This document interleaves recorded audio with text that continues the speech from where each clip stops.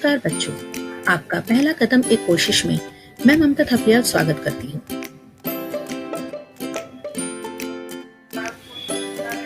हिंदी की अन्य विधाओं में से आज मैं आपके लिए हिंदी कहानी लेकर आई।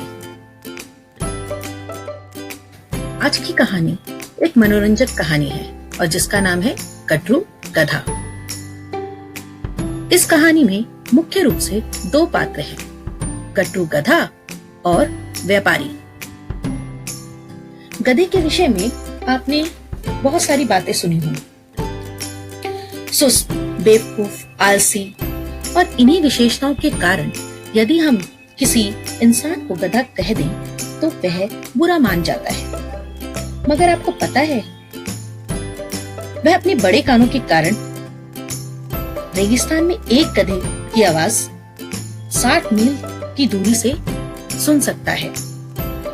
गधे की याददाश्त भी काफी तेज होती है। अगर वह 25 साल पहले किसी गधे से मिला हो तो वह उसे पहचान लेता है।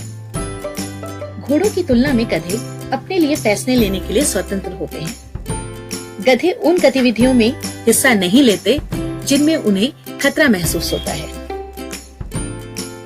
चलिए हम अपनी कहानी का आरंभ करते हैं। हमारा गधा भी कुछ आलसी किस्म का है। एक व्यापारी था। व्यापारी कौन होता है? जो व्यापार करता है, सामान खरीदता और बेचता है। एक व्यापारी था, वह एक जगह से सामान खरीदता और दूसरी जगह बेच देता। उसके पास एक गधा था जिसका नाम था गटरू। क्या नाम था? गटरू। व्यापारी उसी पर सारा सामान लाद कर लाता और ले जाता। एक दिन व्यापारी ने सुना कि बाजार में नमक बहुत कम दाम में बिक रहा है। दाम मतलब कीमत में।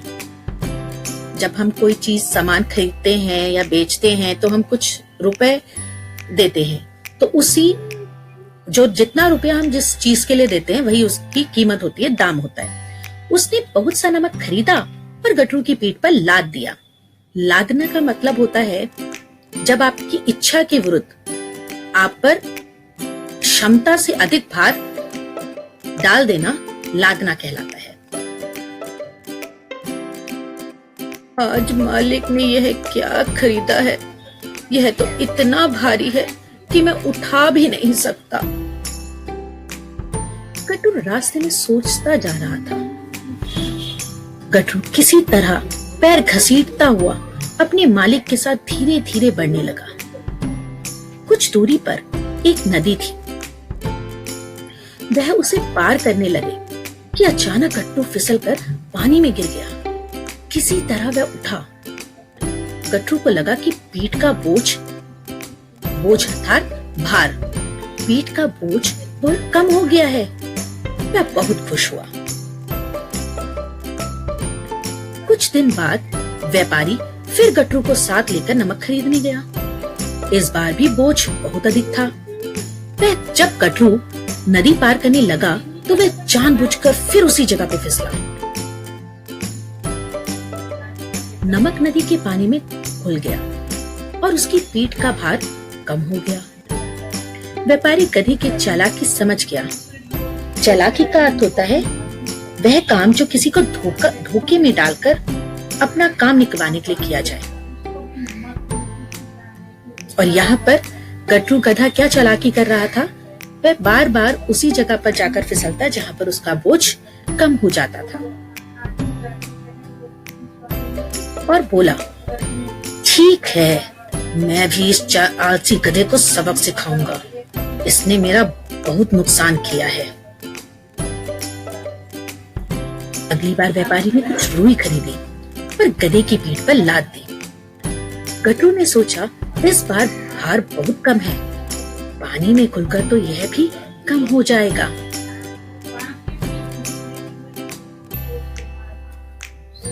गटरू मन ही मन खुश हुआ। वह नदी के पास पहुंचकर जान बूझकर पानी में गिर गया।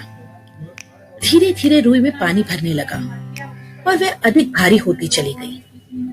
अब गटरू ने सोचा, ओहो, यह क्या हुआ? मैं तो बोझ से झुका जा रहा हूँ। गटरू रास्ते में ही बहुत थक गया। किसी तरह धीरे धीरे चलता हुआ वह घर पहुंचा।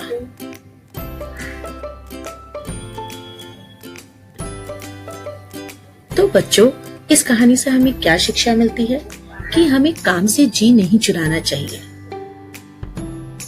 आलसी गधे ने अपनी चालाकी से अपना सामान, अपना बोझा कम करने की तो सोची, लेकिन उसने यह नहीं सोचा कि हो सकता है इससे उसका काम और बढ़ जाए। तो समझदारी इसी में ही है कि अपना काम ईमानदारी से करना चाहिए। आशा करती हूँ आपको कहानी पसंद आई होगी। धन्यवाद।